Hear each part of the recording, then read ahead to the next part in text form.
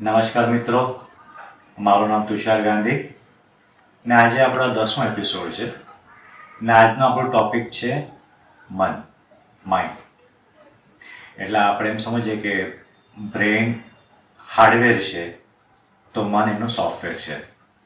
આપણે ઓવરઓલ મનની જનરલ વાત કરવાની છે કે એક સાદી સમજ હોય કે મન વિશે શું ખબર છે આપણને, કે એ ખબર છે કે મન ચંચળ છે, મન ચાલાક છે અને તમે મનને મૂર્ખ બી બનાવી શકો છો, એ બી થઈ શકે છે.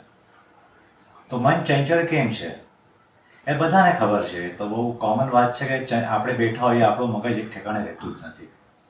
આપણે ઘરમાં બેઠા બેઠા બ્રહ્માંડ સુધી બી પહોંચી શકે એક સેકન્ડની અંદર. મન દોડતું જ રહે, સતત દોડતું રહે છે અને એને અટકાવવા માટે પ્રેક્ટિસ અને મેડિટેશનની જરૂરત છે. હા, મન ચાલાક છે. આ બહુ ઇન્ટરેસ્ટિંગ છે. મન ચાલાક છે એટલે તમને એક એક્ઝામ્પલ આપું.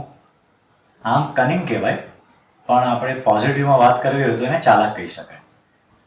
આપણે સવારે ઊભા થઈને જીમમાં જવું છે કે ચાલવું છે, કે તમે કંઈક કોઈ ડાયટ કરતા હશો, તમે રિઝોલ્યુશન લીધું ન્યૂ યરનું, ઈચ્છા થઈ કે હવે આપણે શરીરને સ્વસ્થ રાખવું છે તો આપણે આ ચાલુ કરવું જોઈએ. તમે 1 દિવસ ગયા, 2 દિવસ ગયા, પછીથી 3rd 4th ડેથી મન તમને એવા લોજિકલ રિઝનિંગ આપશે.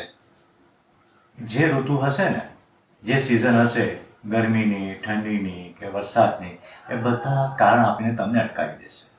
ને એવા સજ્જડ કારણો તમને મન આપશે, તમે કન્વિન્સ થઈ જશો કે તમારે કંઈ ચાલવા જવાની જરૂરત નથી, તમે જેમ છો એમ પરફેક્ટ છો. હવે આ ચાલાકી મનની છે જે આપણને અટકાવી દીધા છે.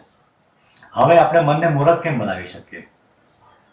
મૂર્ખ બનાવવાનું એટલે એ જે મન આપણને લોજિકલ રિઝનિંગ આપે એને આપણે કહેવાનું, ભાઈ તું ચૂપ રહે, મને ખબર છે મારા માટે શું સારું છે કે શું ખરાબ છે, તારે મને કહેવાની જરૂરત નથી.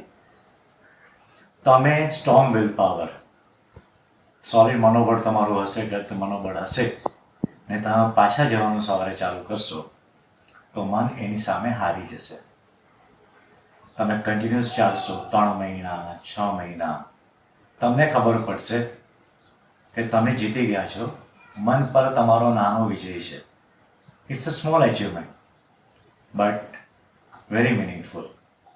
અને આ તમને એક ચીજ ખબર પડશે એ વખતે કે કોઈ બી સારી ચીજ કરો કે ખરાબ ચીજ કરો, તમને અહેસાસ થશે કે વી આર અ મેગ્નેટ. આપણે એવા જ લોકોને આકર્ષો જે આપણી જેવા હશે એને. તમે ફોર એક્ઝામ્પલ સવારે જવાનું ચાલુ કર્યું, તમે 6 મહિના ચાલ્યા, તમે ફિટનેસ પર ધ્યાન આપ્યું, તો તમે એવા લોકોને જ આકર્ષિત કરશો જે તમારી જેમ ફિટનેસ પર ધ્યાન આપે છે.